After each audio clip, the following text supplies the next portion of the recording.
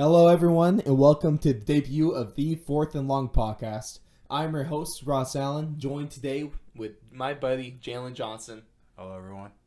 So today, what we got for you guys is a NFL preseason special. We got a bunch of predictions lined up. We got stuff from end of season awards to playoff predictions and the eventual Super Bowl winner for this season. So without further ado, let's just jump right into it. Alright, so first on deck, what we're going to do is I got the Bleacher Reports NFL preseason power rankings pulled up. We're going to go through the bottom five, then we're going to go through the top five. So first up, coming in number 32, dead last in the league, the Cincinnati Bengals. Jalen, why are they ranked so low?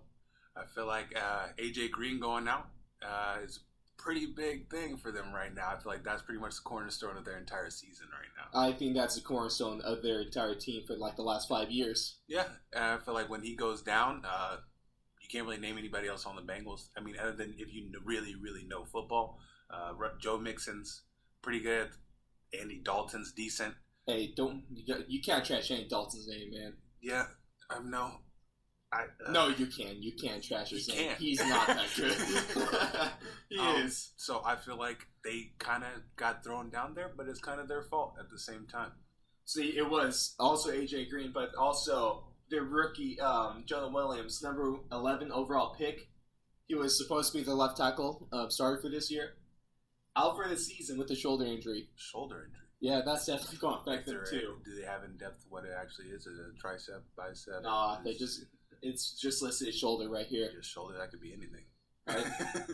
Hey, if we're speaking from experience, it could be a labrum. Those things are nasty. I'll tell you that. Especially from the lineman world, you're always working that shoulder. Oh yeah, but that's AJ Green and who is supposed to be starting left tackle. Those are two big losses for offense that is already really good at being bad. Exactly, and I feel like if you used a first-round pick on a guy, you're kind of expecting him to play his first year. You would hope so. You would hope so. All right, so moving down to number 31, we've got the Miami Dolphins. Fitz magic. He is only going to. It's going to be like last season. He's going to start. Was it the first 4 games? Mm-hmm. And then Josh Rosen is going to take over that team and lead them to one hell of a probably 4-12 season. 4-12. 4-12. But my question to you is: does Fitz magic have another 6-touchdown game? No. He only has a 5-touchdown game. 5-touchdown game. Only is 5. Passing touchdowns, or is he's it going rushing to pass for 4. You run for 1. I think he passes for 4 and runs for 2 at some point. Yeah, no, I think you're on crack. Yeah, maybe a little bit. Maybe a little bit. See, the one thing I did like about the Dolphins, though, is if we go back to the NFL draft, I think that they actually made one of the strongest moves out of the entire draft, and that is trading their number 2, their round 2 pick to the Cardinals for Josh Rosen, who is a underrated quarterback in my opinion. I think it was a good move by them. Just in general, there's really no loss in it. You technically just drafted Josh Rosen with the second round. Yeah. And that's Josh Rosen for a second round pick. I mean, we can't technically call him a bust yet. It was a terrible Cardinals team that he was on last year. We cannot count him out. Exactly. He had no line. He had no run game. Yep. And Larry Fitzgerald, who is obviously one of the greatest of all time, but he is not Larry from 5 years ago. No, he is not. I feel like pretty much Josh Rosen, what he did was pretty much get NFL training for a year and sat out the draft process and got drafted in the second round. That's pretty much how I see it. That's a good way to put it. And so for me, I feel like that's a good move by the Dolphins. I actually feel like they're an underrated team this year just based off of they have a lot of unknown talent. I think they are underrated, but at the same time, I can see them being listed this low because they're obviously not proven. Yeah. So maybe they could get some momentum going this season. Maybe a little 5-11 action. I feel got 6-10 action. I feel like they're ranked really low because their ceiling is really high, but also the basement is really low. Yep, I agree on that. This could also be an 0-16 team at the end of the day. Oh, that'd be beautiful. That would trying to outplay the Browns. They would be the first organization to go 0-16 and 16-0. That's a very good point. I would love to Going back to what, the 80s? 80s. I think that was, 86? think that was 86. Well before I was born is when it was. So if we move on to number 30, we got the New York Giants. And that is not a bad place to put them. I think the Giants have a lot of talent. Obviously, they have one of the top running backs in recent memory. I thought you were going to say quarterback. You know what? He is a 2-time Super Bowl winner, okay? And who did he beat in those Super Bowls? He beat Tom Brady. The Tom Brady. The Tom Brady. Eli. Twice. Put a little respect on his name, okay? It twice is not a mistake. You can't beat the GOAT twice. You can't. But you want to know what you can't beat? A god-awful offense around you. Yeah. You got Saquon, but their O-line has had some struggles the last couple years. No Odell. Then you got Corey Coleman that tore his ACL. Sterling Shepard broke his thumb. And it's not looking good. And then you even got Golden Tate, who just recently lost his appeal, and so he's going to be out for 4 games. 4-game suspension. What was that for? Roids. Roids. It's always the roids. Sorry. Performance-enhancing drugs. We have to be politically correct. No, we don't. No. It's fucking roids. You dirty cheater. Okay. Yeah, there's nothing much to say about the Giants. They're not good. They don't got defense there. They hardly have receiving core, and the receiving core they have is severely battered. I actually believe in the next 4 years, Saquon Barkley will not be on the Giants. Good for him. Yeah, Good for him. He doesn't deserve the Giants. But one thing that Giants fans can look forward to is Daniel Jones. Hey, I gotta put a little respect on his name. You know, first preseason game, he goes there, first drive, 5 for 5, like 67 yards, and the beautiful touchdown pass to finish off the drive. I was shocked, to say the least, but I don't know, dude. The Giants are just weird. It's weird, but at the same time, the reason I didn't get hope for the Giants was he threw that touchdown pass to some guy named Fowler, and I don't know who he is. All right, so I'm sure, Jalen, you got some thoughts on this with the Arizona Cardinals coming in at 29 on the power rankings. I feel like it's fair. As a Cardinals fan, I feel like it's fair. The high, I feel like it's not fair. The high of only going to 29 as being our ceiling. I feel like that's a little bit unfair. I feel like we're an unknown team. We have a new quarterback, a pretty much new offensive system, new defensive system, new coach. You got new everything. New everything. See, I think I have a little faith. I'd be willing to see how the offensive scheme goes with Cliff Kingsbury trying to bring some college style offense into the NFL. We saw how that worked a few years back when the Oregon head coach, Chad Kelly, not Chad Kelly. No. That is a quarterback. That is one that's Mr. Irrelevant from like a few years back. Chip Kelly. Chip Kelly. Chad Kelly was a dude that got drunk during a Halloween party, dressed as Woody, I think, and he went to some people's house and he got chased out by a vacuum cleaner. Great quarterback. Oh, unbelievable. Doesn't say enough about his arm strength. Oh. Yeah, that guy was a mess. But we have the Cardinals. I think they have a low floor, but at the same time they could also have a high ceiling. I think Kyler Murray could kind of be like a Baker Mayfield, where he has a chance to do really poorly in the NFL, but at the same time in college, at least, he was a very mobile and he had good accuracy. Yeah, he was. He's a Heisman winner, so you got to respect that. Yeah, you can't win that without being a little something. No, but the Cardinals just have a way to go. Let's just not hope it's not a Tebow situation. You better hope there is a Tebow situation. Okay, Tebow is the GOAT, and if you say otherwise, you're just going to hell. I think. Fair. All right, coming God's in name we trust. with the last one at the bottom 5 at number 28, we got the Washington Redskins. This is a team that was last year. I feel like it's the perfect word for them. The Redskins probably, and the thoughts of Joe Theismann probably ended Alex Smith's career. I think he's done. Yeah, that was gross. And especially with Dwayne Haskins at quarterback now and Case Keenum. Hey, that's one hell of a quarterback battle right there. You got Colt McCoy versus Case Keenum. Wow. I think they had Colt McCoy listed as a starter out of camp. Yeah, they did. They did have Colt McCoy starting on their roster. Hey, if we go back to, was it like 6 years ago now when they played Alabama in the Texas versus Alabama, that championship game where Colt McCoy got injured. That was an awful way to go out, but his whole career's just been bust. Pretty much been bust since that point. I feel like that was the highlight of his life, is being a Texas Longhorn. Yeah.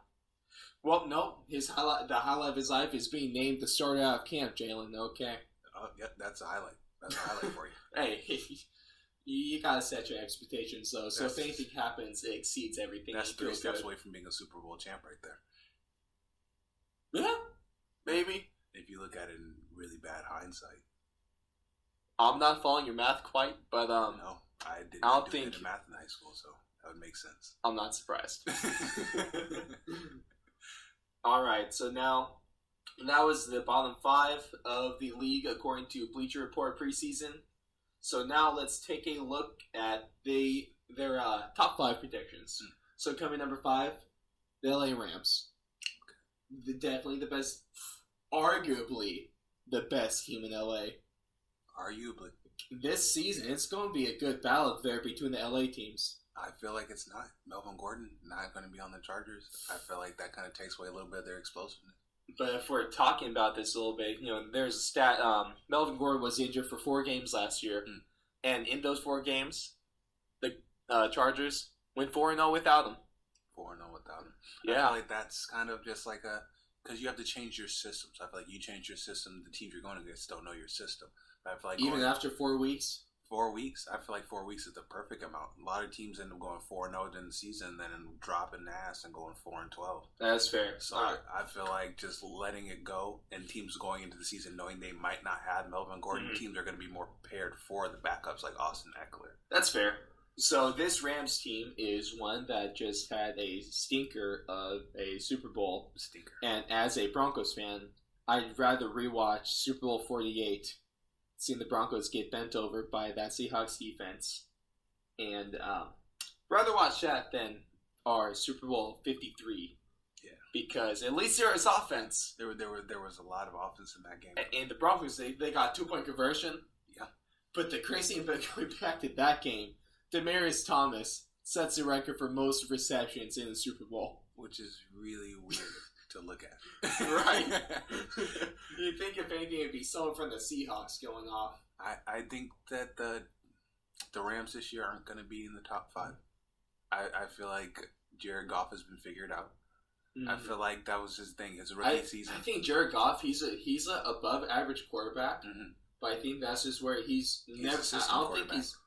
Yes, but Sean McVay has one hell of a system. He does have one hell of a system. I don't see him going anywhere anytime soon. Ooh, imagine the all-time place, safe haven for system quarterbacks. Imagine him under Bill Belichick. Oh wow, that's crazy. I feel like Eli Manning doesn't have 2 Super Bowls if we see that situation. If some major bullshit doesn't happen those 2 Super Bowls, I think Tom Brady has 8 rings. Yeah, somewhere around there. I hate that guy. Yeah, it's a love to hate Tom Brady. You gotta respect him. You love him for what he's done for the sport, but he just keeps doing it. And yeah. So going back to the Rams, they their defense is still great. They have solid. Aaron Donald. They have 2-time back-to-back Defensive Player of the Year award winner Aaron Donald, who is a absolute freaking nature, and he's the scariest person in the world. That's only 6 foot. Yeah, have you seen his footwork? It's stupid. Yeah, that is not. It looks like it's sped up. Yeah, it definitely looks like it's sped up. He's way too big to move that fast.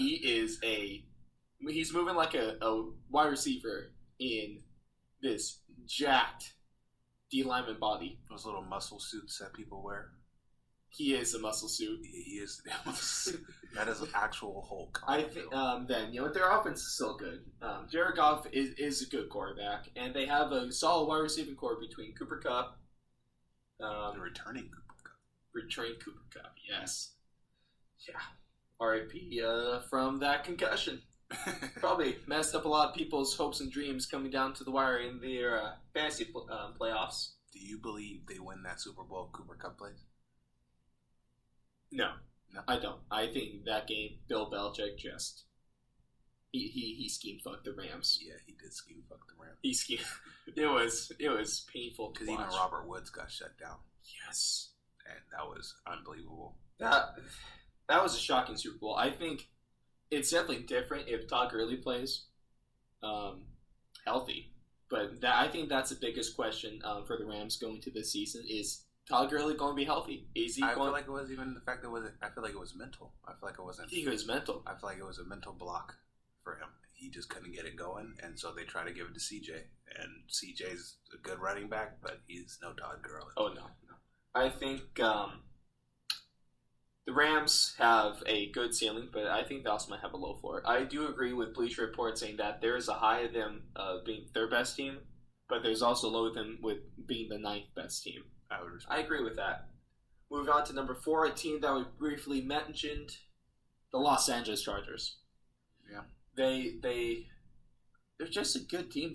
It's been crazy seeing over the last 3 years. They're the underrated version of what the Browns have done. They slowly just collected a bunch of talent, and now it's kind of exploding out on everybody. Yes, and now we finally get to highlight the fact that he is annoying, whiny, sack of shit, but Philip Rivers is one of the most underrated quarterbacks in the league right now, and he has been for a while now. Yeah, he's kind of hard to go underrated this long. He's a solid quarterback. Really solid. And you can't say otherwise. Of course, he's had his downs, but every quarterback has. Yeah. But he is a good quarterback that could lead this team. Of course, there's issues with Melvin Gordon, but news breaking as of the recording of this show that they are becoming closer in their contract negotiations. Yeah, I feel like this might be another Le'Veon Bell situation. But I feel like the Chargers are smart enough to, if it goes that far, to trade him before the trade deadline. I think so. They're not a bad organization. But the Chargers have a good offense. They have a solid defense. And if Joey Bosa could produce again like he did last year, and Mark Ingram off the edge there, that's a scary duo right there. That is very scary. But, the Chargers are, it's a good spot for them right there. Coming number 3, we have, I actually really like this, the Indianapolis Colts. Interesting. I think this is a good one. I like the Colts last year. It was, if they didn't, in the playoffs, in the divisional round, if they didn't have to play in Kansas City, I think they could have made it to the AFC Championship game. Yeah. Andrew Luck is surging ever since his long-away return to the league from his shoulder issues, whatever the hell that ended up being. Would the football have been fully pumped up if they made it back to the AFC? All right. We're going back to deflating. Tom Brady broke the phones. He was guilty. Someone fondled his balls pregame. You have to have done something to break a phone. No, but so I like the Colts. They got a solid duo between Andrew Luck and Eric Ebron. I think Marlon Mack at running back. Yes. Very underrated last season. Totally. I really think that Quentin Nelson was it was personally my favorite pick from last year. Yes. Because this dude, he's a rookie, and he was messing up veterans and making them look like rookies. Child. I love the way Quentin Nelson plays, especially being a former old lineman. Mm-hmm. He just plays with his physicality and his tenacity that's unmatched. He's relentless. You just love to see that on the football field, to be honest. Oh, he dominates people. It's just great old school football. And just hit them and drive them. It's really hard to pay. Like, the linemen are obviously the biggest people on the field, but they do get overlooked a lot of the time for, like, all the showboatiness of all the other skill positions. But Quentin Nelson stood out above a lot of skill players. The Colts had a solid rookie duo between, on the offensive line, having Quentin Nelson, then go over to the defense on linebacking core with Darius Leonard. Darius Leonard was one of the best. I think, was he the best tackler in the league? I think he was the best tackler in the league last season. I don't think anybody caught up to him. Darius Leonard was absolutely ridiculous. Yeah, definitely. He was tearing it up. I feel like coming out the draft, it looked really bad for them because there was a lot of other things that they could have gone with. I feel like they could have drafted a running back higher. I feel like they could have probably even drafted like a backup for Andrew Luck. I mean, it has looked bad a lot over the last couple seasons. Man, he really blew it. Darius Slay really blew that league out of the water last year, because if we go through his stats, he had, if we go to tackles, he had 163 total. Wow. But 111 solo. He was named Defensive Rookie of the Year last year. He was AP First Team All Pro as a rookie, which is it's phenomenal. Then he had 2-time AFC Defensive Player of the Week, AFC Defensive Player of the Month, and he was NFL Defensive Rookie of the Month. Yeah, well deserved. This guy's an animal. 163 tackles. That's not easy. No, not at all. No, he even had a couple picks last year too. Yeah, he can do a lot. Last season he had. Let's see. He had 7 sacks. 7 sacks. That's respectable. 63 tackles. But he's a guy that can make an open field tackle. Yeah. And in a lot of cases, that's more important than a sack. Yeah, I feel like we can definitely give him the mantle of death grip. Yeah, he can. Coming in number 2 is a team that everyone loves to hate, including me, and probably including you too, Jalen. Yes. The New England Patriots. New England Patriots. Of course, they're going to be. They were going to be 1-2. They were Super Bowl champions. Yeah. And you gotta respect them. And for the last couple of years, I've definitely been wanting to, and a lot of the world's been wanting to say, "Oh yeah, this is when the dynasty ends." This is when it ends. But they're too old. They just keep going. Keep going. It's so stupid. It pisses me off so much sometimes. I hate the Patriots. I hate Tom Brady. I hate Bill Belichick. But I respect the ever-living hell out of those two. You have to. For football in general. Bill Belichick is, without a doubt, the greatest coach that football has ever seen. Yeah. I don't think anyone ever comes close. No. Tom Brady is, I've been saying this for a few years now, he is the greatest system quarterback of all time. Greatest system quarterback of all time. He's still... I do believe that's true. I don't think he's the GOAT. I still flopped him and Lamar Jackson. I don't think he runs for that same amount of yards, dude. Okay, Lamar Jackson's a stretch, okay? Because at least Tom Brady can still throw the damn football. I mean, if you put Tom Brady into the playbook that they had Lamar Jackson in last season, does he win a Super Bowl? Oh. Hell no. Hell You don't want to see Tom Brady run some raid action? Tom Brady doesn't even make the wild card. Doesn't even make the wild card. Doesn't even make the wild card. Well, actually, no, they do make the wild card because they're in one of the worst. They are in the worst division in football. Yeah. They have no competition, and they're guaranteed to make the playoffs every year just based on them. They can go 8-8 and win that division. Yeah, probably. At worst, 9-7. Imagine being able to go 10-10, be able to comfortably win the division by a few games. Wow. Sounds easy. But yeah, no, the Patriots, they're going to be up here, and Tom Brady's going to be up there until they're not. Yeah, until they're retired. I feel like until Tom Brady retires, he's going to be in the top 5. You have to. And going on to number 1 is a team that I also picked to be number 1 in power rankings as well. Also. And that is the New Orleans Saints. Yeah. Explosive offense, crazy defense. Yes. Gotta love it, this football. The combo with Drew Brees and Alvin Kamara. That two-headed monster they had last year with Mark Ingram and Alvin Kamara. It's nice. It was really, really good. That's how the 1-2 combo is supposed to go. Yes. I feel like a lot of teams try to make a little different version of it, but that is that's the example of a 1-2 combo.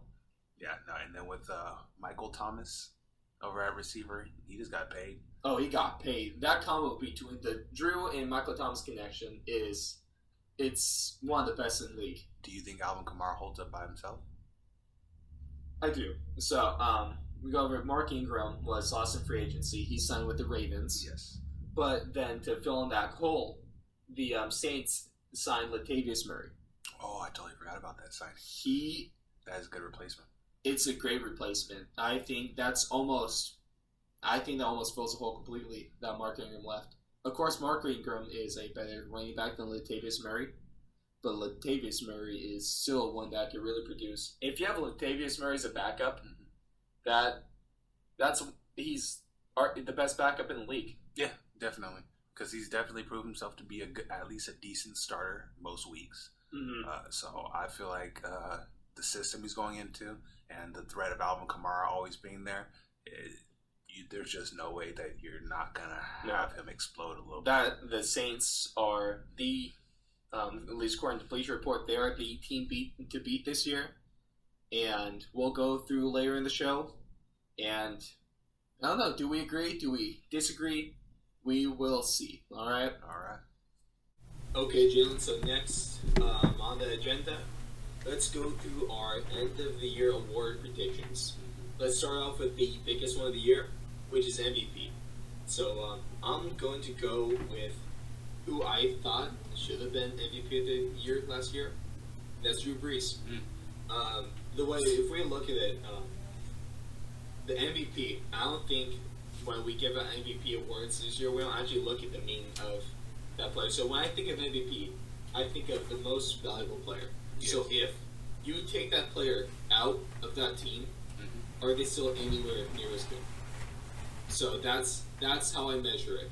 And I think that if you took out Drew Brees out of the Saints, that's a really big hole that you can't fill. But I feel like that's the same way with Kansas City after they got rid of Alex Smith. If Alex Smith was still there, I would 100% agree with you. So who's your MVP prediction for this year? I would have to go Patrick Mahomes. Back to back? Back to back. I feel like no one's figured him out yet. I feel like his arm is crazy, accuracy is crazy, he's athletic. It's stupid. And his team around him is just amazing. It's stacked. They got a bunch of speedsters. You got Travis Kelce, who is the best tight end in the league. Yes. Got a solid O-line in front of him, too. Solid. And then we have freaking Tyreek Hill, who's fast. Didn't get suspended, so he'll be there week 1. It's like he outran the suspension. He's just that damn fast. Even though they had an audio recording of him, threatening his girlfriend and his child after he broke his child's arm. Yeah, I'm pretty sure it was his left arm. But hey, Roger Goodell, right? Roger Goodell. Gotta love Roger. Thank you, Raj. You. Jackass. Yeah. But also, even if Tyreek Hill wasn't there week 1, they do have out of Georgia Hardman.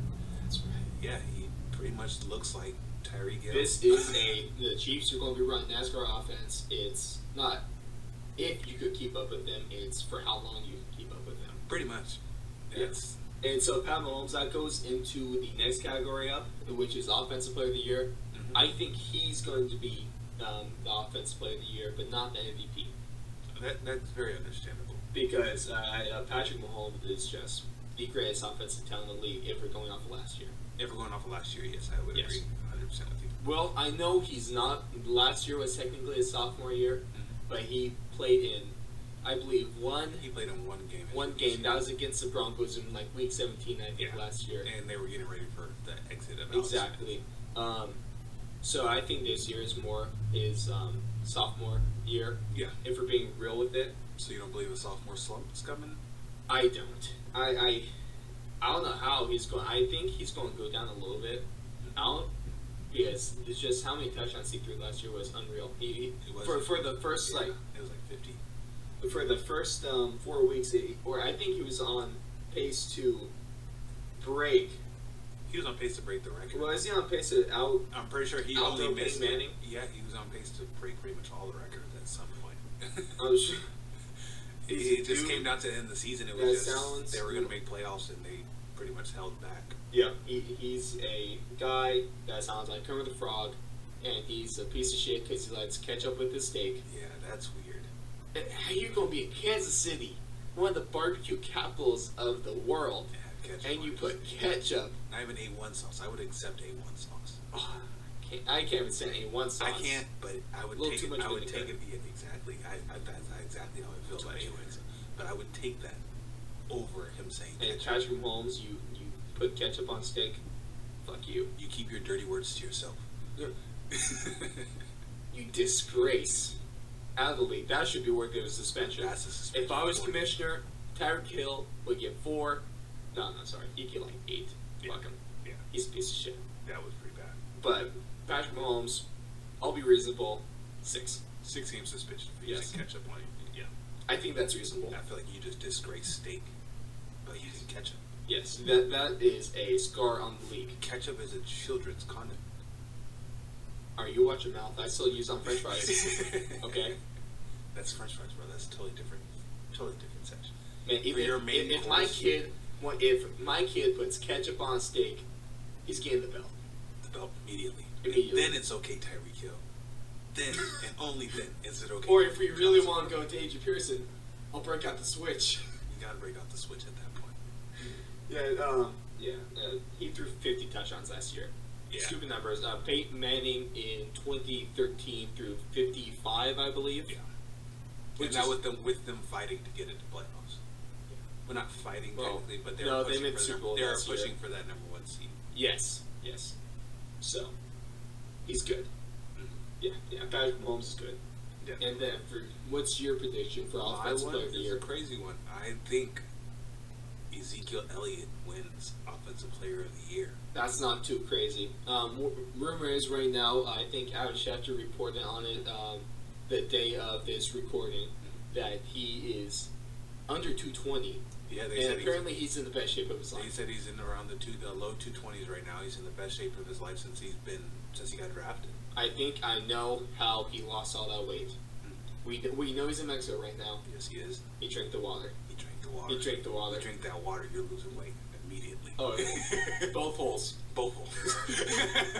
That's how UC fires weight cut right there. Exactly. We go to Mexico, we drink water. That's easy going. He has a great O-line in front of him. Dallas Cowboys are a good team. Yeah. He has a passing game that could be relied upon. And I feel like Dak has an off season, and I feel like that's Yes. why Zeke explodes. Because That's- Dak's gonna get exposed. As long as there is no Le'Veon Bell situation there in Dallas, which is kind of becoming closer to reality than we might think, because we're at preseason week 2 right now. We got a couple more weeks till season, and he's still in Mexico.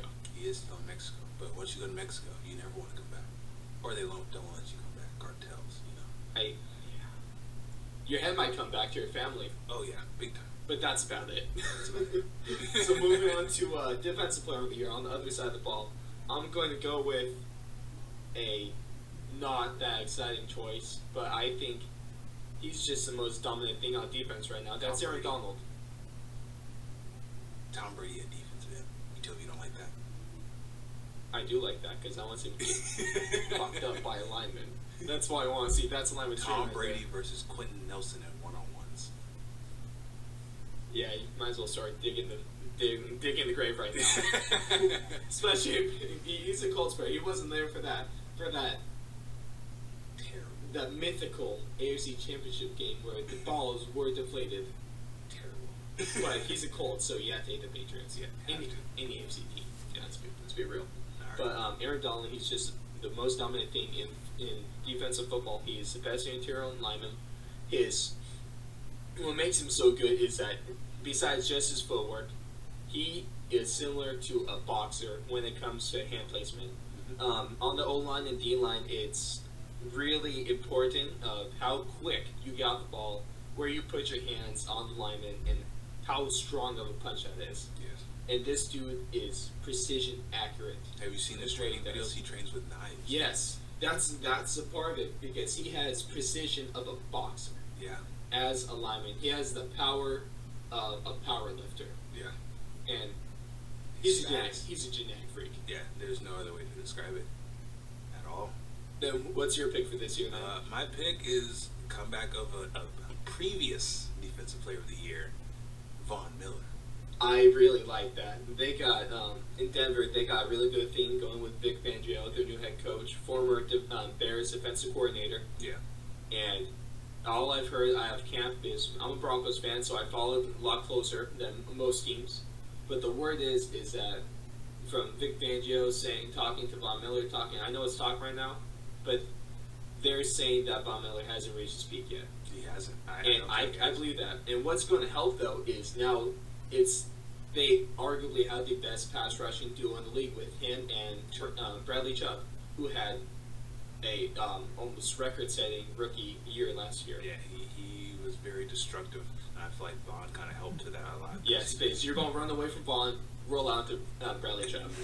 But now you got two of them that are only going to get better. And now Chubb only has a year under his belt of NFL.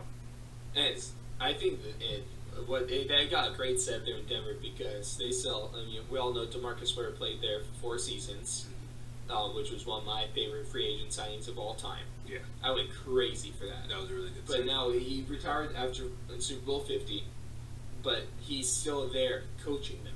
Yeah, exactly. That's a really good person to be around for the rookies there. Just think of that Ware and having Von Miller Yes. to coach you. And a defense mastermind, Vic Fangio. I feel like if Von Miller wasn't on the Broncos, I feel like my defensive player of the year would be Chubb. I feel like Chubb taking over. Or Von Khalil Miller. Mack, if we're talking about pass rushers, for like the last 3 seasons, it's been Von Miller or Khalil Mack. Yeah, I feel like Bradley Chubb, if he got put into Vaughn's situation without Vaughn, I feel like he turns into Vaughn. Yes. Yeah, I agree. I think Bradley Chubb and Von Miller are a little different. Vaughn's more of a finesse guy. Yeah. But Chubb he has power. Yeah. Chubb it can out-physical you. Yeah. And that's great to have. Moving on to Rookie of the Year, I'm going to stick with a defensive player. Mm-hmm. I'm going second overall draft pick from this most recent draft in Nick Bosa. Nick Bosa, nice. I was a little disappointed because he had a setback this preseason with a high ankle sprain, I believe. I believe it was high. Which is a little bit of ligament damage. Those aren't fun to deal with. At all. It just takes time to get back from. He's going to be out for preseason. And your ankle's never the same again. It can't be. I mean, It's not always for the worst, but your ankle's never the same. It It's never NFL. goes. They got a bunch of voodoo magic up there. Obviously. But I think he's going to be better than his brother. The one thing that is a little risky is that, of course, he hasn't played football for a season. He sat out last year, which I think was a smart move on him. No, it's Coming off an very injury, we've seen too many players maybe it just wasn't worth the risk for him. I don't think it was. I feel like he got his point across in the season before, and he kind of was just known to be destructive. I feel like he had a better chance of being the number 1 pick if he did play, but I feel like that didn't matter. Hey, he still got number 2. That's not bad. Top 5. Because the number 1 pick was Kyler Murray. who is your pick for Rookie of the Year. Yes, he is. I feel like he's just too explosive. I feel like the roof that he has, a ceiling, is just way too up there to not We're consider. going Michael Jordan. The ceiling is the roof. The ceiling is the roof, but the roof is not always the ceiling. Okay. All Okay. right. I don't know where I was going with that one. Are we trying to do the little Joe Rogan podcast where you do like a bunch of pod before? No. Maybe. Maybe. Later. Maybe not. I feel like Kyler, if he can do what he did in college and the NFL, which it looks like he can, I feel like he's going to be really hard to deal with. Especially It's with going to be the same scheme that he had in college with Cliff Kingsbury. Pretty much the same exact scheme. Worse offensive line.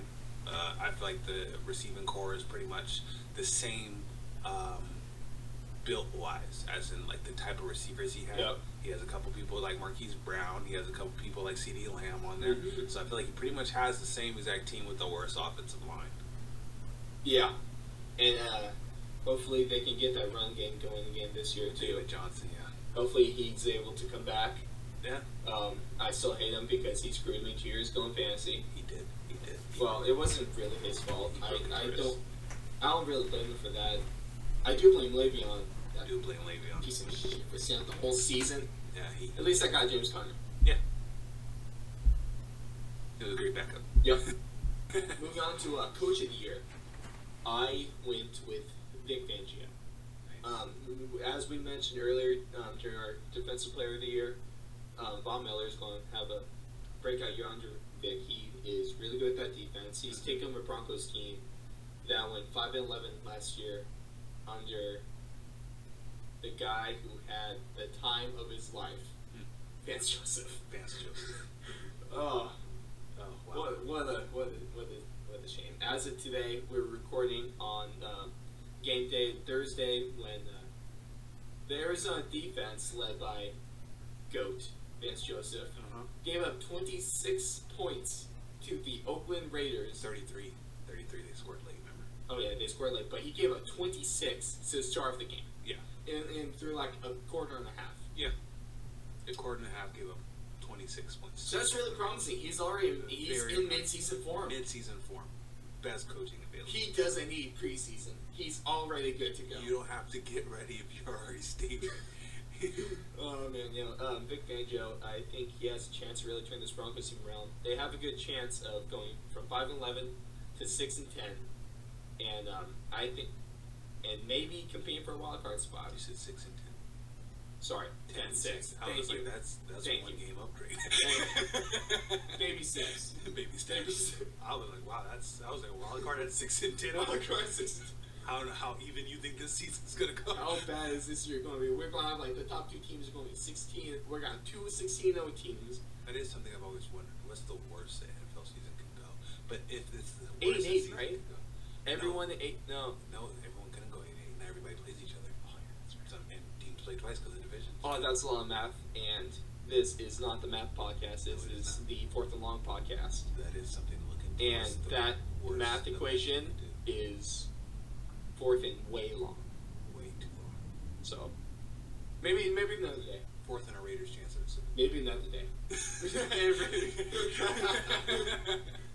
That I think it has the biggest chance of being the Super Bowl being between the Florida teams with Miami out of the AFC and Tampa Bay out of the AFC. Wow. That's as good a chance as. But Vic Fangio, he's going to have a lot of proof, but he also has so many weapons on that Broncos defense.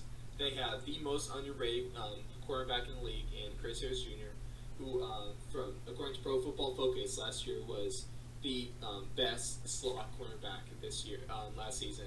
Yeah. He gave it the lowest catches, yards, passer rating, and it's kind of bullshit that he wasn't top 100. Yeah, the top 100 this year was pretty iffy. I didn't like it. I've been okay with the last couple. Yeah, this year was just something else. There's a lot of people who got. Come on, man. Come on, man. Yeah, Quentin Nelson. He should have made it. He should have easily. He could make the 90s. You're just saying Chris Harris Jr., top 5 cornerback in the league right now, couldn't make it out of 100 players. 100 players. And Quentin Nelson, top 5 offensive lineman all season. Yes. Didn't Broncos also bring in former Bears player Bryce Callahan for a cornerback. Mm-hmm. That's good. He's already used to Vic Fangio. Yeah. And he's a solid cornerback. Yeah, and I feel like Vic Fangio got put into the best possible situation as a coach. He got young guys on defense too. Yeah. He came in, like, the roster that was already there before he had to even touch it was the best situation out of any now place. the now sophomores with the standouts between Bradley Chubb and Josie Jewell, linebacker out of Iowa a couple years ago. Yeah. He was your leading tackler. Mm-hmm. And, just to be able to improve on these sophomore players, I think he has one of the best chances of being the best coach of the year.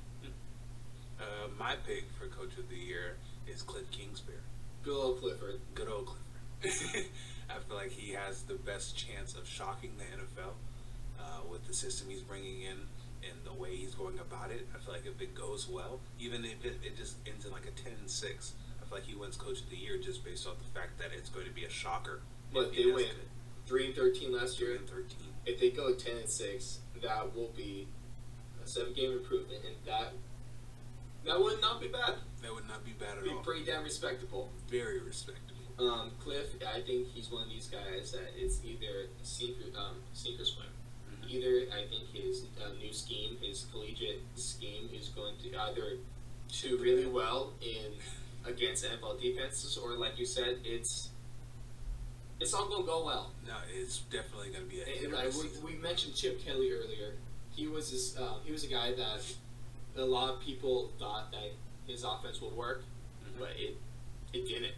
And then a lot of people don't think Cliff's is going to work. No, it really backfired. Yeah, it backfired really bad for Chip.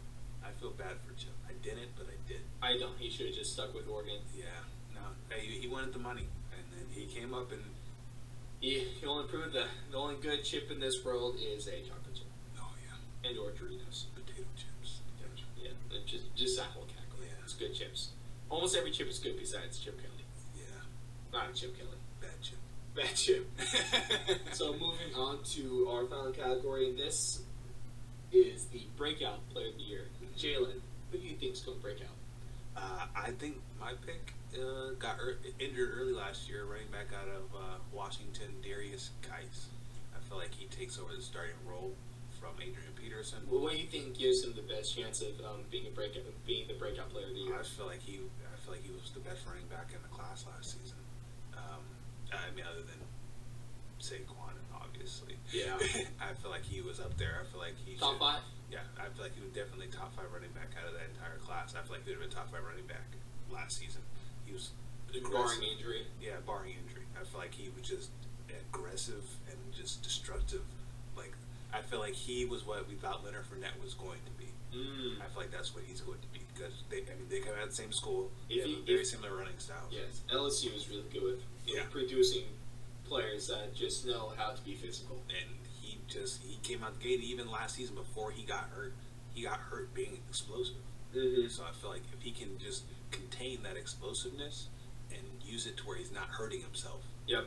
I feel like hurt himself so like half the Redskins roster because yeah, there's obviously a curse. There's something wrong with their legs over there. No, but that team probably. I mean, there was like all the protests a few years back about trying to change Redskin name. Someone in some tribe and somewhere put a curse on them. Had to. Oh, especially the legs. Very specifically the legs. A lot of leg issues. Smith. I feel bad for him. Yeah, I do too. So what I'm thinking for breakout player of the year is actually going to be one of the league's top talents, but he hasn't for his level. He's underproduced. He's been above average still, but over the last couple of years, he hasn't been as good as he usually is. And my pick would be Aaron Rodgers.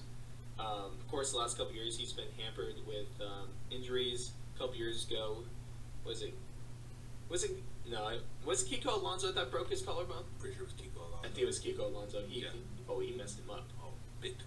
And so that took out. I know personally. Once again, breaking a collarbone is no easy thing to come back from. No, it's a pretty delicate bone, and really the only thing you can do is hold it in place for as long as possible until it fuses back with the bone. Pretty much. Yeah. But especially as a quarterback, what's his throwing arm? I don't think it was. No, it was his non-throwing arm. It was his non-throwing arm. But that doesn't make that much it any better. It still hurts. No, it still hurts. And then last year, of course, it was week 1, I think, when he went down with the knee injury. Yeah. Yeah, he came out. Yes, and then he came out high as hell on some sort of painkiller. He had me on something. the Packers gave him that good. Yeah, and then he just slang the ball. Yeah, but he had an all-right year last year. Nothing to be proud about. Yeah. Because to a lot of people, he is the most talented quarterback that football's ever seen, and he just hasn't played like it.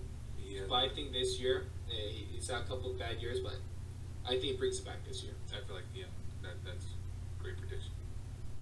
All right, so now to move on into our next segment of the show, we're going to get into the real meat and potatoes of this. This is going to be arguably the funnest part about it so far, and that is we're going to go through my preseason predictions of all 32 teams' records. Going to go through the 1 through 6 in each conference.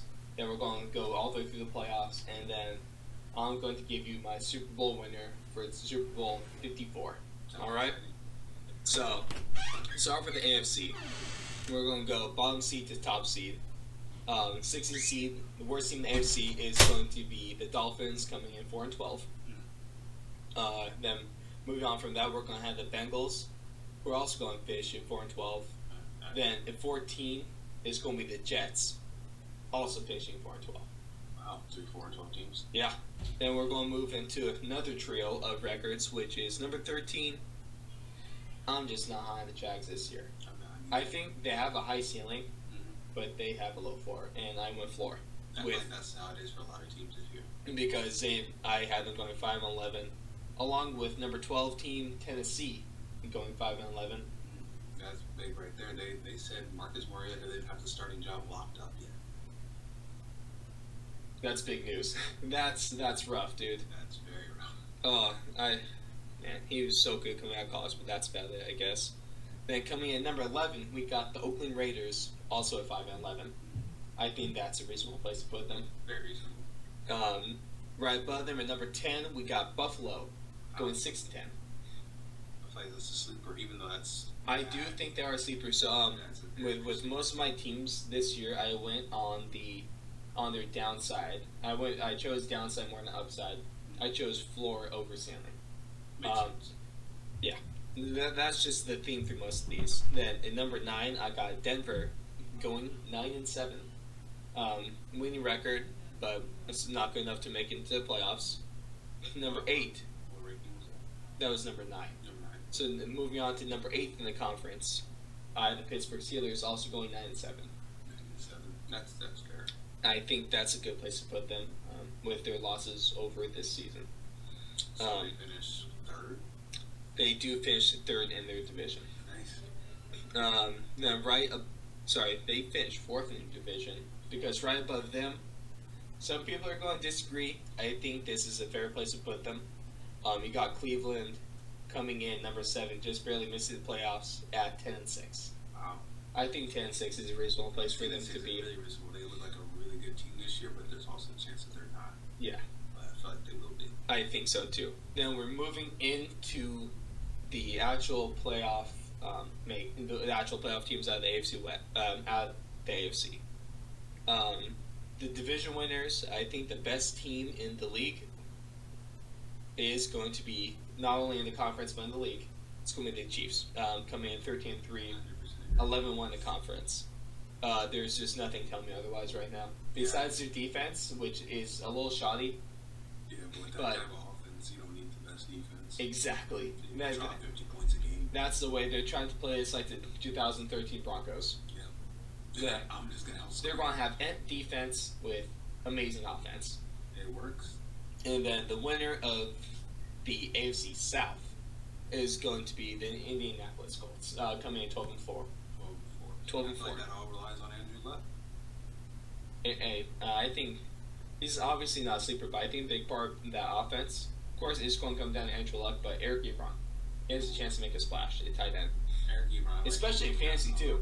Yeah. He could be a good fantasy pick, but Andrew Luck, recently, once again, as of recording this podcast, news broke out that he had a calf strain that developed into a upper ankle issue, and he's going to be held off for the entirety of preseason. Yeah, that's big news because he keeps getting injured doing nothing.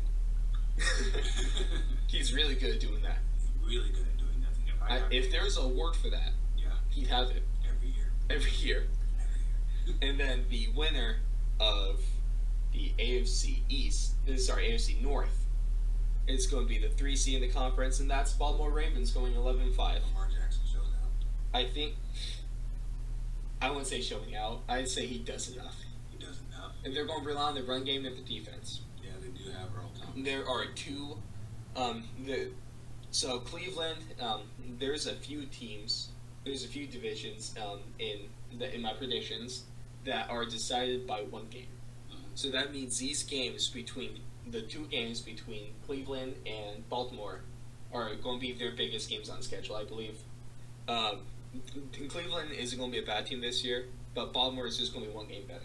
Is what I believe. I feel like that's going to be a really not tough division in the NFL, but It's going to be a competitive it's gonna be a division. competitive division. Yes, I agree with that. There's going to be.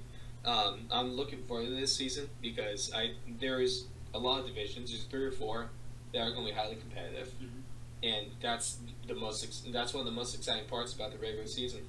Yeah. Moving into the obvious division winner is the AFC East, and that's the Patriots. Yeah. Come on now. No. They're going 11-5, which is respectable.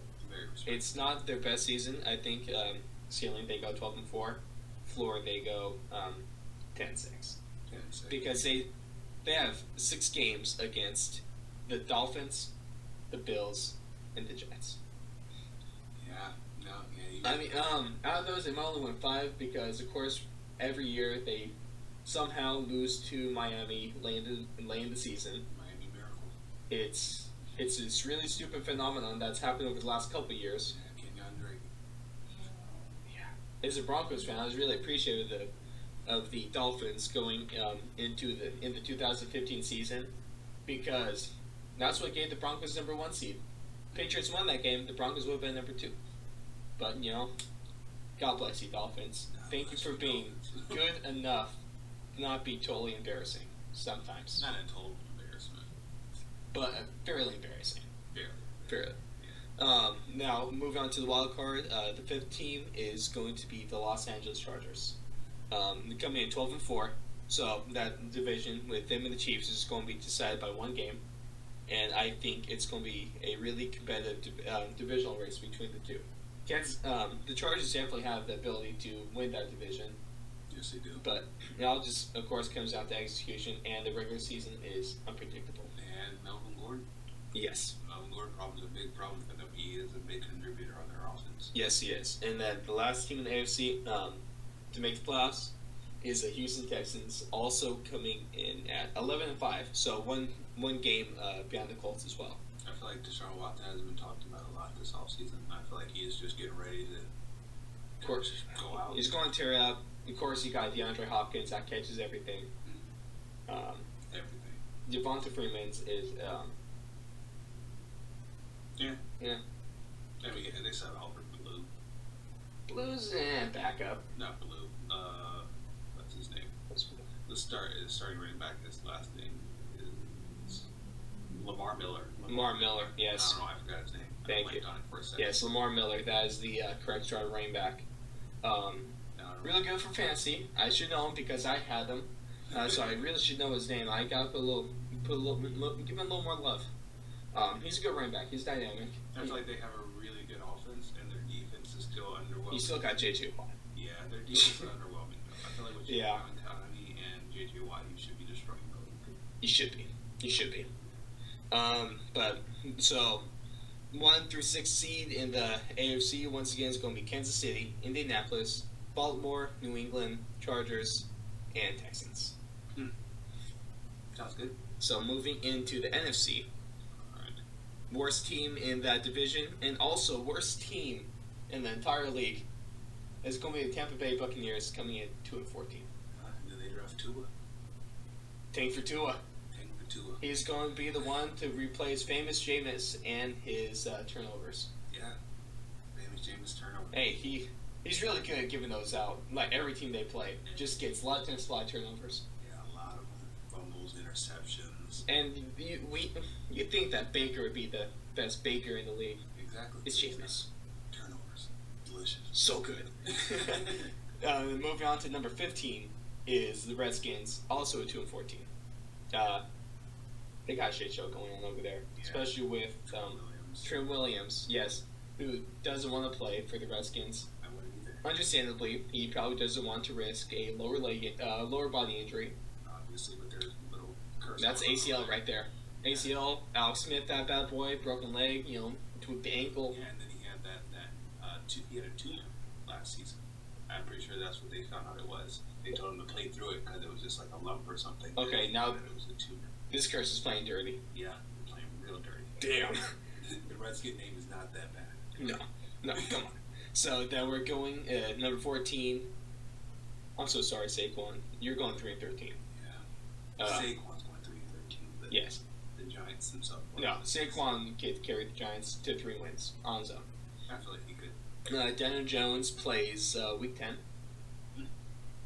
Then Eli Manning retires after this year. After this year? After this year. So. I think he stays for another season and ends up retiring after he loses the quarterback battle. In the beginning of the year, Yeah, next year. that's not bad. Number 13, they did improve from last year, blown by a couple games. Arizona Cardinals coming in 5-11. Fair. Yeah, that's fair. That's all. That's what. There's really nothing we can go off of. No, It's- this year is going to be a total coin flip, honestly. for most teams, yeah. Yes. Number 12 is the Detroit Lions, also at 5-11. I really Matt Patricia's second year as a head coach last year was kind of shit, especially since he got messed up by the Patriots. Feel bad for him. Yeah. Because what the coaches actually like. Yeah, and now you're a Lions coach. Solid beard, respectable. That's a man's man right there. Depends on the year. Matt Stafford isn't bad, but that's all I got. That's pretty much it. Moving in at number 11, I think I purposely put them at this lower rank, but they have a chance to really show up this year, and that's the Carolina Panthers. Yeah, if Cam can stay healthy. And That's why I'm just not sure about Cam. I'm not. And then I'm not sure about their backups aren't. They still got Christian McCaffrey. They do have Christian McCaffrey. Great running back. Yeah. Run CMC. Yeah. But other than that, I'm unsure about them. Nope. Moving on to number 10 is another team I'm unsure about. They're going to have a bounce back year because they got 2 starters that are actually going to be healthy this year, and that's the San Francisco 49ers coming in at 7-9 on the season. I'm just not a big 49er fan, so I'm not going to agree with that. But, yeah. Where do you think they go? I think they go 3-13. Even with Jimmy G. I think Jimmy G is going to be a shit show this season. You're a hater, but that's what we're here for, folks. Exactly. This is a podcast where we talk shit. I don't know if you heard it, but yesterday at practice, Jimmy G 5 interceptions 5 in a row. In a row. So what backup throws 5 interceptions in one practice, let alone in a row? You have to emphasize. He threw 5.5. That's a whole half of football. That's not 5 plays in a row. No. So going off of this, Nathan Peterman is better than Jimmy Garoppolo. Decided. Nathan Peterson starting for the Raiders. I think I'm gonna have to go back on one of my previous statements. Breakout player of the year, Nathan Peterman. Obviously. So moving on to number 9, I have Seattle coming in at 8-8. Once again, there's a lot more upside to that team because Russell Wilson just makes plays that shouldn't happen, especially with that shot O-line. Yeah. And Pete Carroll's he's a good coach. Yeah. He's a really good coach. This season's going to be interesting because they are now officially coming to the end of the era of the Legion of Boom. Legion of Boom is that this could be another conversation, another topic for another show, but is that one of the greatest dynasties that never was? Yeah. They just kept building up, and then they were there every year. They still won the Super Bowl. Yeah, they still won one. But convincingly. Arguably convincingly. Yeah, It was really close after the opening kickoff. Oh, yeah, like 5 seconds into the game, then it was over. Shut up. Well, we'll see how it goes up there in Seattle. Coming into the borderline playoff makers, but not quite, is Atlanta Falcons. Coming in 9-7. Yeah, I feel like if you have Hula, you have to at least get 6 wins. On just based on them alone. Devon Freeman, solid running back. They no longer have Tevin Coleman. He went to the Niners, which I think was a great acquisition for the Niners. Yeah. Really good. He's a good backup. He's just in Freeman's shadow, which is a long shot. Good defensive players back this season. Yes, they are. A lot of people come back from injury that can really turn the team around. That they didn't have last season. Hey, we'll see how Matt Ryan does this year. Does he finally become the quarterback he's supposed to be? Yeah, does he come back into Matty Ice form? No. No. No. No. No. No. We don't even need to watch football this year. No. Just listen to me. No. MVP Matty Ice has never come back. No. No. No. Let's move on. So the team, the closest team to making the playoffs, but doesn't, is going to be the Green Bay Packers, coming in number 7 at a respectable 10-6 record. And if Aaron Rodgers has that breakout season, you think he will? I think they can go 12-4. I think they can go 12-4. I do. So between this, so just going to the 6th seed of the playoffs, I have Minnesota. Also going 10-6, but according to the website I used, going through the week by week game predictions, the Minnesota Vikings, them and Green Bay is similar. They have the identical records, 10-6, identical conference records at 8-4, but Minnesota makes it in according to this website based off of strength of schedule and strength of wins. Yes. And I'm going to cover this a little later, but there in a lot of these divisional games where it's the matter of one game that makes or breaks the playoffs. These divisional games are going to be really huge for these teams. Yeah. No, division winning is going to be big this Yes. Those divisional matchups are huge. Like usual, they are, but I think there's going to be even more. year. Just a little bit more intensity added to it. I think so. All right, so moving on to, we'll go to the conference winner. I think it's really close between all these top three teams. The top three teams in the NFC conference, according to my predictions, have the same record, and that is, at number 1, the Rams, number 2, the Bears, and number 3, the Saints, all coming in at 12-4 in on the season and 8-4 in the conference. Yeah, those are pretty all dominant teams. Those are going to be the 3 best teams in the playoffs. And they all have one thing in common: great defense. Yes. Well, they also great offenses too. Other than Chicago, Chicago's offense is kind of spotty. Mitch Trubisky, what are your thoughts on them? I feel like I got 2 words that describe Mitch. Good enough. good enough. Above average. Same thing with Jared That's gonna Goff. be a trend this season. He's good enough. Good enough. It's gonna come down. Same to thing this with season. Who's good enough. Lamar Jackson. Good enough. Yeah. I think that's going to be the thing for a few teams. Kirk Like, that's gonna be the Cousins. trend of the season. $90 million guaranteed money. Kirk Cousins. Barely good enough, but nonetheless, good enough. Good enough. That's good model in life sometimes. Good enough. You guys gotta remember that, if there's something going on and you just need to get through it, good enough will do the trick. Good enough for the future. Hey, going back, you lower expectations, so you just aim for good enough, but if you do good or great, you're feeling really good. You just overshot expectations, right? Exactly. That's how you do it. But so then in number 4, the class division winner in the NFC is going to be the Philadelphia Eagles. So it's that division's also really close because I have it coming right behind them in the number 5 spot is going to be the Dallas Cowboys. both finishing 11-5. Yes, but the difference between them One game. is that Philadelphia goes 8-4 in conference, while Dallas only goes 7-5. Another 1-game difference. One game difference. It's just that low. It really is. Good The enough. NFL's gonna be really competitive this year. I feel like I think I compare it to the NBA year, NBA season upcoming.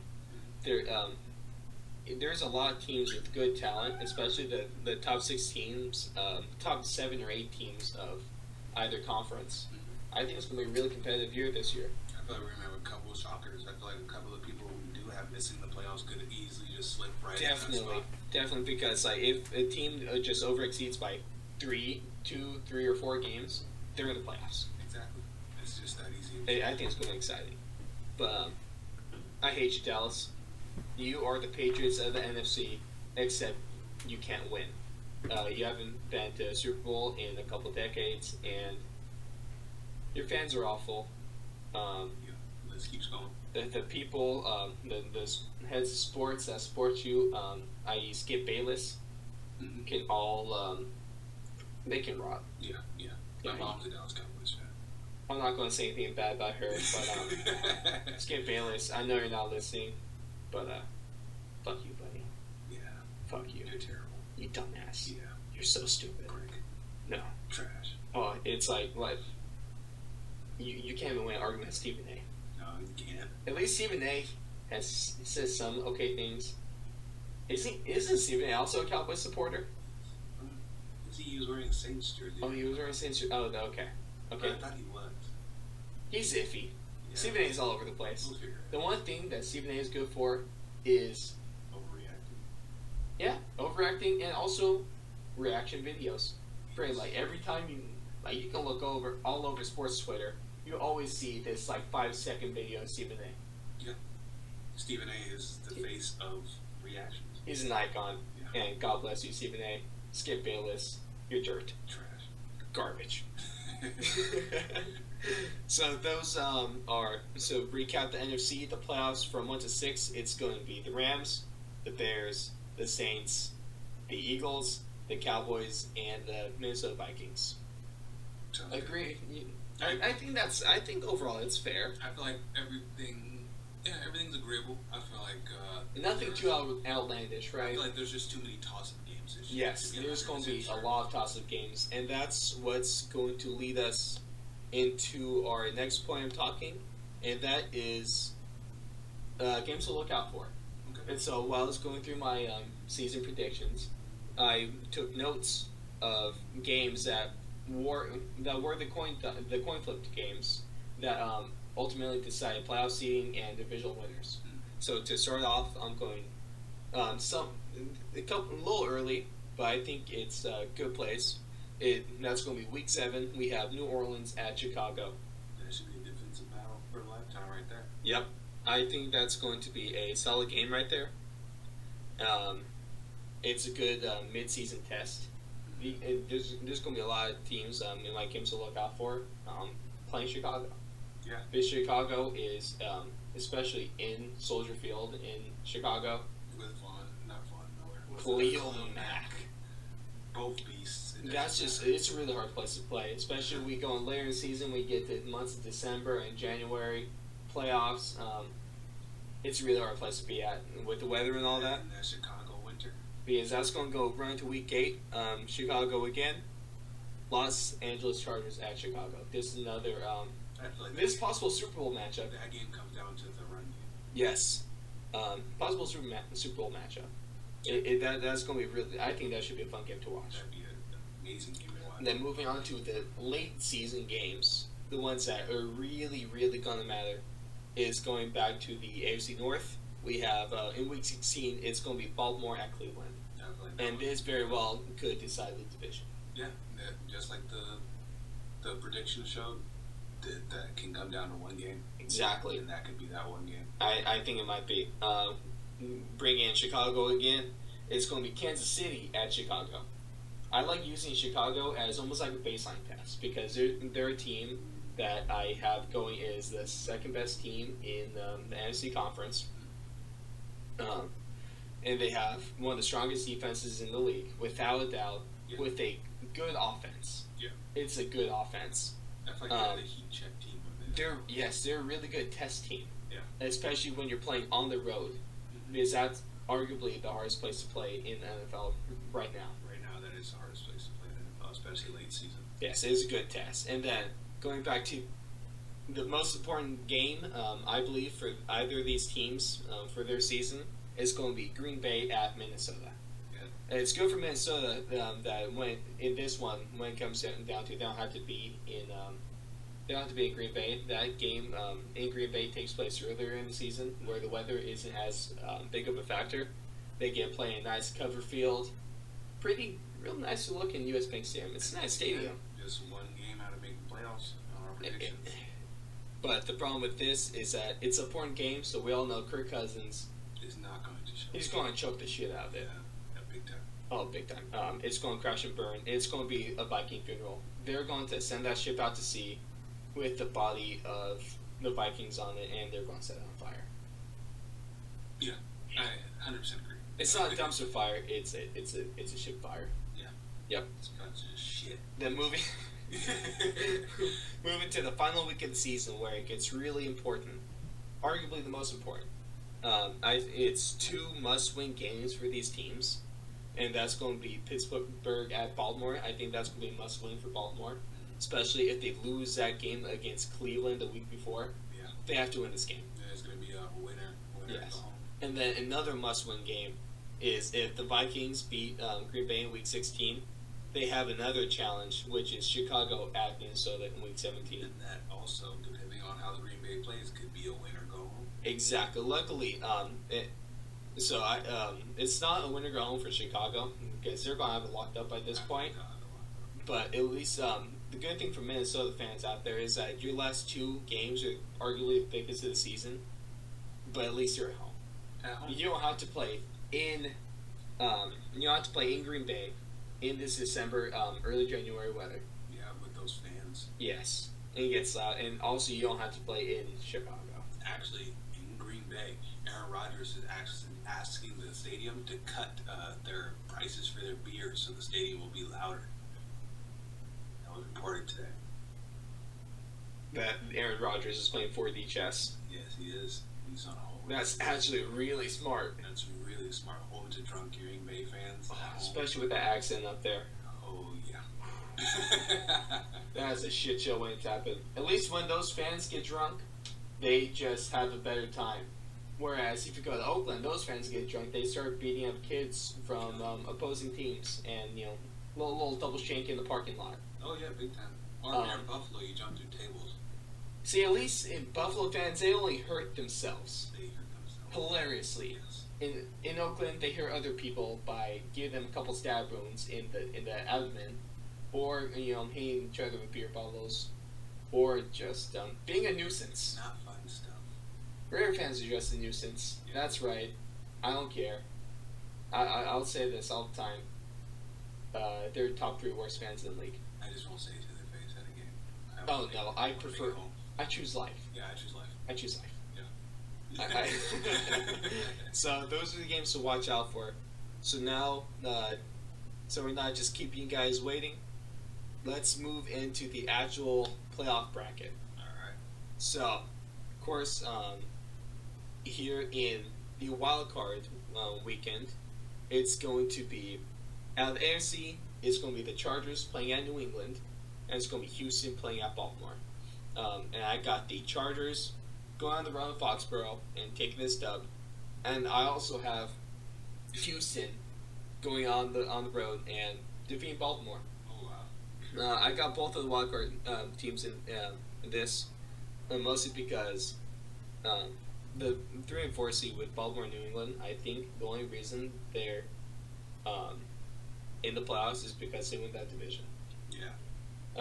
If they're in a lot of other divisions, they wouldn't win it. If they were the NFC. Yeah, they probably wouldn't win that division if they were playing another one. So I think the Chargers have more talent than New England. Agreed. And Houston is just going to outplay Baltimore. I think they're going to outcoach. I like it. Then we go to the NFC. It's going to be Dallas at Philadelphia and Minnesota at New Orleans. For me, this is the exact opposite of the AFC. Both these home teams are going to win. Philadelphia is that's more of a toss-up game. Yeah, it is. What do you think about that matchup? What do you think is the most important part of that matchup? Is it the quarterback duel with Dak and Carson? I feel like it comes down to the running game. Running game and defense? Yeah, running game and defense is going to come down to. I feel like quarterbacks are only going to get you so far in that game. I agree. They both do have great defensive backfields. Yep, and then the second game, it's New Orleans against Minnesota. I feel like New Orleans runs away with that. Yes, they're going to get a little bit of revenge for what happened a couple of years ago. Miracle is not going to be there this That was one of the dumbest and craziest and most exciting things I've ever watched in my life. I was watching it and I was just getting ready to turn the game off when that happened. Oh, yeah. Oh, I was like, oh, well, we're going to see Hail Mary. Yeah, it was like Hail Mary, someone's going to good game, get Vikings. off. Yeah. Saints advancing. They're going to play. It was nice. They're going to play. That was crazy. Yeah. That was definitely one of the coolest sports moments of recent memory. Oh, yeah, that I actually got to see live. Yeah. Yeah. But New Orleans win this. And then after that, we move on to the divisional week, and that's going to be out of the AFC. It's going to be the Chargers at Indianapolis, and it's going to be the Texans at the Chiefs. With this, it's going to be the exact opposite of what happened in the wild card for the AFC. Both the home games, the 1 and 2 seeds are going to defend their hometown. Yeah, sounds good. I actually 100% agree with that. Indianapolis, and I think they got a. I think this one also comes down to talent, and also it helps that they're playing at home, and so that's why they're going to take that. And then it's for Houston having to play the 6 seed, the 1 seed in Kansas City in January. That's a rough matchup right there. I don't think their defense can hold up to that Chiefs offense enough. No, it doesn't. And I don't think the Houston offense is good, but they will not win the foot race with the Chiefs. No, you can't. You can't outscore the Chiefs. You have to contain them. Yeah, like Michael Jordan in the prime, you can't stop them. You can only hope to contain them. Yeah. And most of the time, it was not contained. Not at all. Then in the NFC, we have New Orleans at Chicago and Philadelphia at Los Angeles. For the Chicago New Orleans game, I have New Orleans taking it on the road. New Orleans taking on the road makes sense. I feel like it's going to be a tough battle for that. Yes. But I feel like Khalil Mack's going to be one sack too short. It's going to come down to like the last second touchdown. Yeah. These 4 games in the divisional round are all going to be really high quality games. Yeah. I think it's all of them. All of them are going to come down to one possession. Yeah. I think so. And then Philadelphia, I don't think it has a talent to match LA's. I feel like that's the one Firepower. game I don't believe comes down to one possession, actually. You think that's going to be two possession game? Two, 3 possessions. 2 to 3. Yeah. I dig it. I feel like Philly defense doesn't hold up against Cooper. And also, we'll see how if Carson Wentz got you make through the season healthy. That's a big if. Yeah. So now that we got Chiefs in Indianapolis advancing, and then New Orleans and LA advance out of the divisional round, so we can move into one of the best weekends, arguably a better weekend than the Super Bowl because we get 2 games. 2 great games. Yes, and that's going to be the championship weekend. This is going to be Indianapolis at Kansas City, 2 against 1, and then we're going to have New Orleans at LA, a 3 against 1, and Kansas City once again knocks Indianapolis out of the playoffs for the It's second not in as a row. close this year. Not as you I feel like it's Really? not close. I feel like Kansas City is going to destroy them. I feel like Kansas City's tuned their offense up, and I feel like their defense didn't get better, but it also didn't get worse. did Indianapolis's defense not get better? I feel like it didn't. I feel like it's pretty much. I feel like they're the same. I feel like those 2 teams are pretty much going to be the same teams they were last season, just a little bit So healthier. you think that's going to be like a 3 possession game, 2? 2. I'll Two. say 2. I say That's fair. It's going to be a 3 possession game most of the game, and then Indianapolis is going to try to rally late. As long as this game doesn't come down to someone touching a helmet. touching now. Oh, fuck you, Tom Brady. Yeah, that's FYTV, baby. Hashtag FYTV. life. For life, yes. Then moving on to the NFC, I have the Saints knocking off LA in Los Angeles. Yeah. I feel like if LA brings that whack ass offense they brought to the Super Bowl, they're Yes. definitely going to crush. So with all of this, I think it comes down to the Super Bowl that should have been last year, because you have the Saints in the Chiefs, and the Saints got knocked out. We all know that great pass interference call. Great. I think. Yeah, man. Really weird. I think they might have hired that ref from who missed that call. He's probably one of the Epstein's guards in jail. Most likely. I think that's what happened. They're not, They see everything. except when it matters. Except Except when it matters. And then the Chiefs, like I just briefly mentioned, one of their players late in the 4th quarter touched Tom Brady's helmet with a finger, literally Probably touched him with a finger, and that was called for roughing the quarterback. Roughing the quarterback, 15 yards on it. And that's what allowed the Patriots to come back and later win that game in overtime. Yeah. But this is going to be a really, really exciting Super Bowl. It's going to be exciting playoffs in general. Yes, I'm really looking forward to this year, more than I have in the few seasons. Yeah. Ever since the Broncos won the Super Bowl, I haven't been that high on the season. Mhm. But this one should be a really good one. This should be a very exciting season. But I have it. Winner of Super Bowl 54 is going to be New Orleans. I have Kansas City. Kansas City. I think This game is going to be. I put the spread at like 1.5. I think after is coming off one of the lowest scoring Super Bowls of all time, they're going to have one of the highest scoring Super Bowls of all time. And the Chiefs just win that race. Chiefs just winning out. I feel like if you get into this offensive back and forth with the Chiefs, you can't win it. See, If anyone can, it would be New Orleans. yes, that's why I think that's why I chose New Orleans. I think they're one of the best teams that not only has offensive firepower, but has the defense to be able to limit the Chiefs. Agreed. But if it comes down to the Saints and Chiefs, that's going to be one hell of a Super Bowl. Yeah. If it ends 10-3, I'm gonna be pissed. If that somehow ends 10-3, I think I might just quit football. It would have to be the most dominant defensive performance ever. Yes, if I'm not seeing interceptions every drive. Yeah. Yeah, that'd be a weird Super Bowl. Yeah. Again, Again, Last last year's. it can't be worse than last I year's. think it'd be worse than last year. Can't 54 actually be worse than Last year was 53? actually the first time I turned the Super Bowl off. Yeah, I turned it I off. didn't turn off. I kept it rolling. Well, but- I was busy. Like there was something else I had to do, but it So was, you chose to do something else besides watch the Super Bowl.